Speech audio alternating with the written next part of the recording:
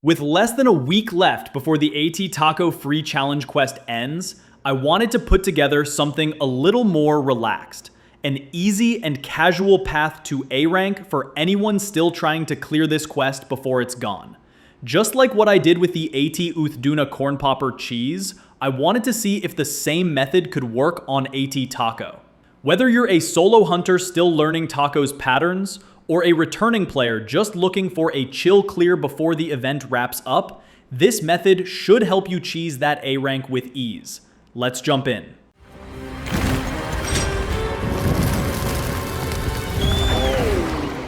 If you already know what this method is, you'll also know it's not something I'd recommend for general hunts. This is purely a cheese strategy, meant to grab your A rank and never look back. Now, for the build, you can technically run almost any setup using this method. I'm personally going with the Cornpopper since it gives slightly higher shelling damage thanks to Crackling Cornpopper.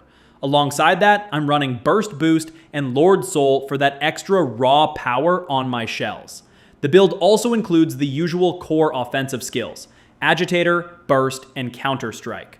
For utility, I've slotted in Earplugs, Evade Extender, Recovery Up, and the matchup-specific adaptability, since you'll definitely want that against Tako. As for weapon skills, we're going with Artillery, Load Shells, and Guard Up 3. Guard Up is mainly for Tako's grab and oil spit, though I'll show you later how to completely avoid the oil attack. You can actually get away with Guard Up 1 if you want to free up a slot, but 3 gives you more comfort. That's basically the setup. Simple, reliable, and built to pop anything down safely. Jumping into the hunt, remember, you'll always want to start out at Camp 15, since it's the closest one to where Tako usually spawns. This saves you time and lets you jump straight into the action without wasting precious minutes on travel. As usual, we'll start things off with a sneak attack for that free opening damage. Then follow up with a double Wyvern Fire to get the Crackling Cornpopper online right away. Come to think of it, the Cornpopper is actually pretty thematic here. We're literally roasting Tako with our roasting corn. Guess you could say it's a snack-sized way to victory. As you've probably noticed by now, this whole method revolves around moving shelling and Wyvern Fire. Your main goal is to spam moving shells and fire off Wyvern Fire whenever it's available, just to keep Crackling Cornpopper active at all times. With this setup, you'll be dealing consistent, safe damage while keeping your commitment really low. You can even quick reload mid-motion, which often lines up into a perfect guard, making the method surprisingly forgiving. Again, this approach is purely for getting that A rank as easily as possible. It's not something I'd recommend using long-term or in regular hunts. You won't truly master the Gunlance if you rely only on this move, but it's a great way to snag that clear before the event ends. You'll also need to be patient and observant when landing your Wyvern Fire with this method, since every shot will trigger its recovery animation to refresh Crackling Cornpopper. Timing matters a lot here, so don't rush it. I also recommend practicing perfect guarding, since it'll not only shorten your Wyvern Fire cooldown, but also help you recover faster from the animation, saving precious seconds while keeping your momentum going. While this method mainly focuses on moving shelling, don't be afraid to mix in other moves like Wormstake Full Blast, Wormstake Cannon, or even charge shelling every now and then. Only spamming moving shelling can get old really fast, and honestly, a little boring in my opinion. So mixing things up keeps it fun and helps you stay sharp with the Gunlance's full moveset. Since this build comes with earplugs, you don't really have to worry about monster roars. That's just extra uptime for you to keep shelling and stay on the offensive. Just be ready when Tako does its double tentacle slam. It'll leave behind a special wound afterward that you can take advantage of for some quick extra damage. As for the build, you can definitely consider swapping in some Zoshia pieces instead of the Guardian Odogaron ones if you want a bit more comfort and sustain from super recovery. However, since the goal here is to clear the quest as fast as possible, the burst boost from the Odogaron set gives you better damage uptime overall. That said, it really comes down to personal preference, whether you want a more forgiving, sustain-heavy setup or a pure damage-focused approach.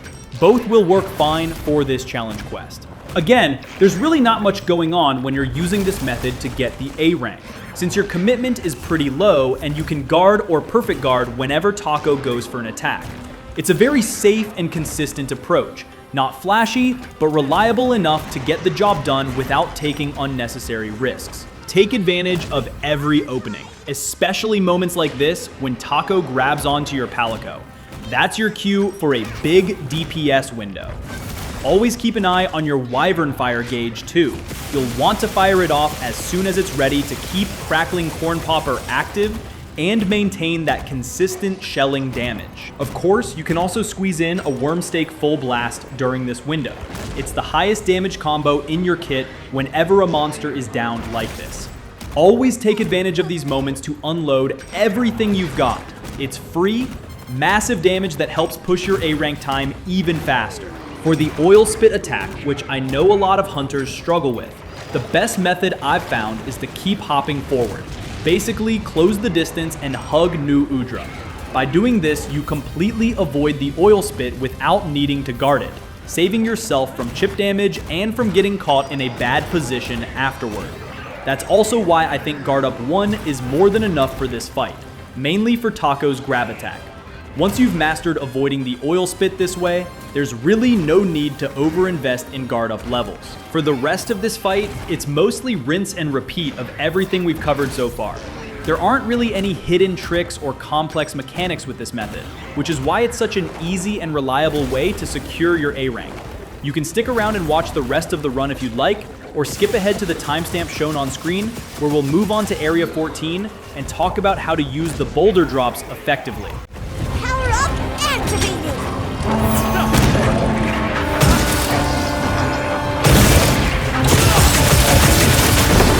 Looks like it's moving to a new area.